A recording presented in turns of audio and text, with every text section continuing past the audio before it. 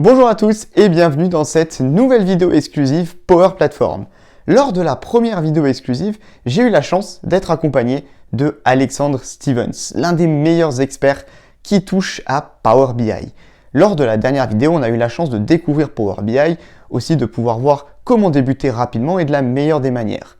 Mais aujourd'hui, je vous propose de revenir sur Microsoft Ignite, l'événement Microsoft qui a eu lieu il y a quelques jours. Et dans cette vidéo, de tout simplement faire un top 5, ce serait mon top 5, des meilleures actualités qui sont arrivées sur Power Platform. On va pouvoir les décrypter ensemble et aussi voir les changements que vont apporter toutes ces nouvelles nouveautés pour votre utilisation de Power Platform. Mais juste avant de commencer, comme toujours, n'oubliez pas en fin de vidéo de laisser un petit like si cette vidéo vous aura plu et de vous abonner à la chaîne pour toujours suivre toutes les nouveautés qui sont liées à la Power Platform. N'hésitez pas aussi, dans l'espace commentaire, on peut discuter ensemble de toutes ces nouveautés. Si vous avez des questions, on essaiera d'y répondre et de décrypter tout ça ensemble juste après la vidéo.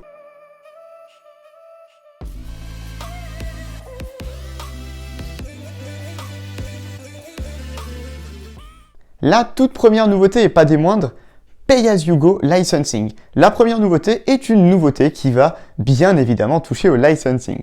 En effet, on a introduit la possibilité dans Power Platform à présent d'utiliser un modèle de licensing à la consommation. D'ailleurs, j'ai une vidéo qui va apparaître en haut à droite de votre écran qui traite du licensing Power Apps et qui était notamment divisé en deux, un licensing à l'application et un licensing à l'utilisateur. Et maintenant, qu'est-ce qui va changer? Avec le Pay-as-you-go, vous allez être capable de lier un environnement Power Platform à une souscription Azure. Ce qui va vous permettre de payer uniquement pour les applications que vous allez créer. Si vous déployez 3 applications, vous allez payer pour 3 applications. Et aussi pour le storage Dataverse lié à ces applications.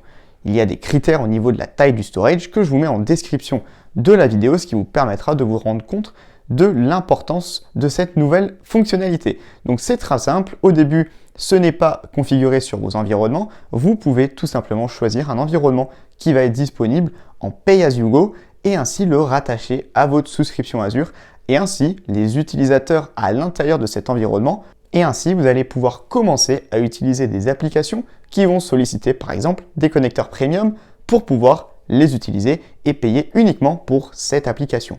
Donc c'est un changement assez important et je vous conseille de bien regarder toute la documentation parce que ce type de licensing va s'adapter à des scénarios bien différents des autres types de licensing et donc je vous conseille encore une fois de bien lire la documentation pour bien comprendre quand est-ce que celui-ci est pertinent ou il ne l'est pas.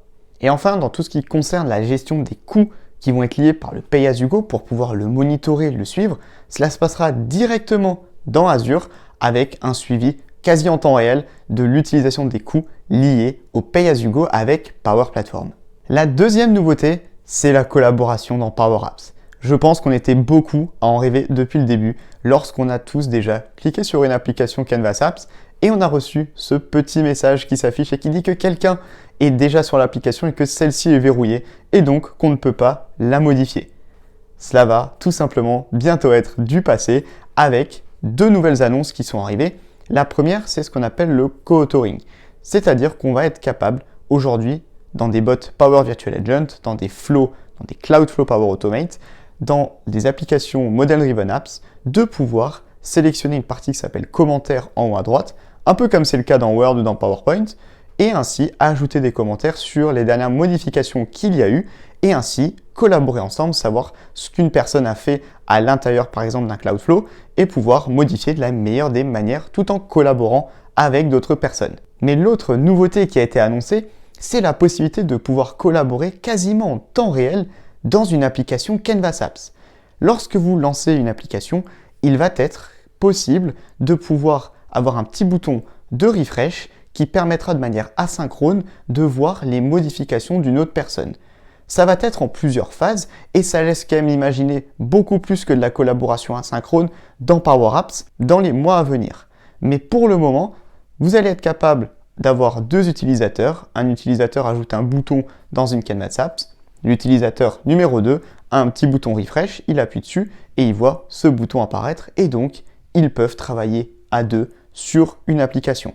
Ça peut être intéressant dans le cas de différents écrans où chacun va pouvoir travailler sur un écran un petit peu plus compliqué si c'est sur le même écran, j'en conçois. Et cela laisse imaginer encore plus de scénarios collaboratifs dans Canvas Apps dans les mois à venir. Si on passe à présent à la nouveauté numéro 3 qui m'a marqué lors de Microsoft Ignite sur Power Platform, et si je vous disais qu'il allait bientôt être possible de pouvoir déployer des applications Power Apps sur l'App Store, sur Android Store par exemple, dans les mois à venir. Vous allez me dire, mais pas du tout. Alors que si, en fait, ça a été annoncé lors de Microsoft Ignite, il va être possible de packager une ou potentiellement aussi des applications sous la forme d'un package applicatif et ensuite de pouvoir aller les déployer sur l'App Store, sur Android Store.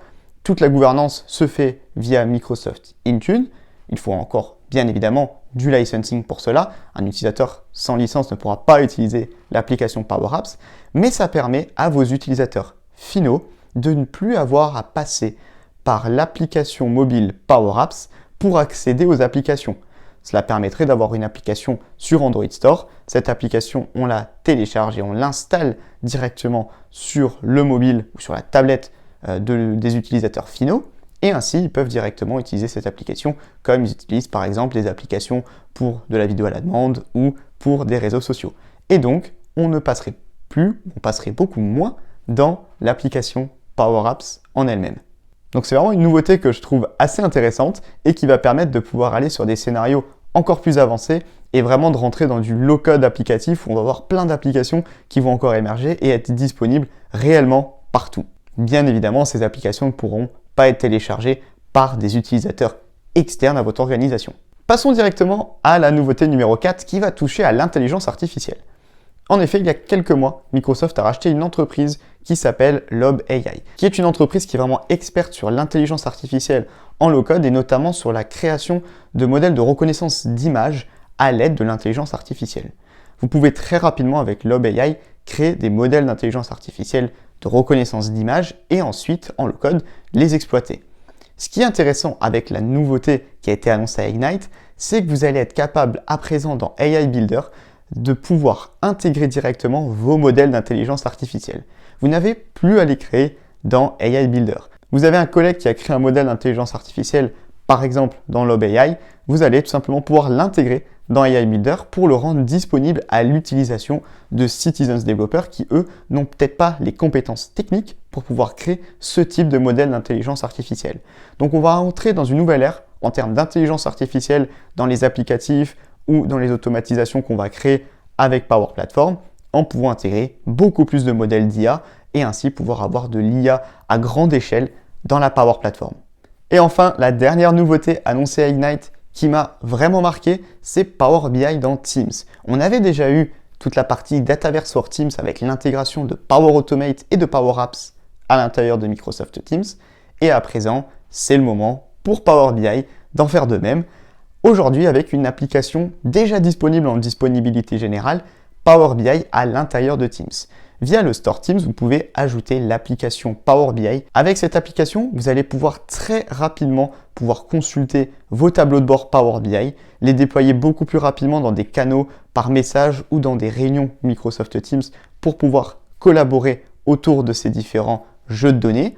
Vous allez être aussi capable de pouvoir utiliser la nouvelle fonctionnalité Objectif, Goals en anglais, qui va permettre de suivre des indicateurs qu'on va pouvoir mesurer sur la durée. Et donc, c'est vraiment assez intéressant de pouvoir utiliser enfin Power BI dans Teams et d'avoir beaucoup plus de simplicité pour pouvoir partager des tableaux de bord, des reports à l'intérieur de Microsoft Teams avec des liens beaucoup plus rapides qu'en passant par Power BI sur la version web.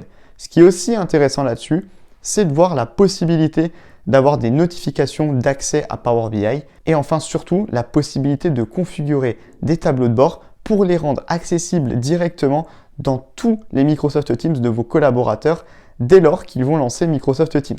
Donc c'est super intéressant pour créer des tableaux de bord à très grande échelle via Microsoft Teams. Et enfin, ça replace très bien Microsoft Teams comme outil collaboratif du quotidien auquel on va accéder ensuite à toutes nos applications. Et voilà, c'est déjà fini pour les 5 nouveautés qui m'ont marqué lors de Microsoft Ignite qui a eu lieu encore une fois il y a quelques jours. J'espère sincèrement que vous aussi vous êtes vraiment impatient de pouvoir tester toutes ces nouvelles fonctionnalités, de pouvoir les exploiter dans votre organisation.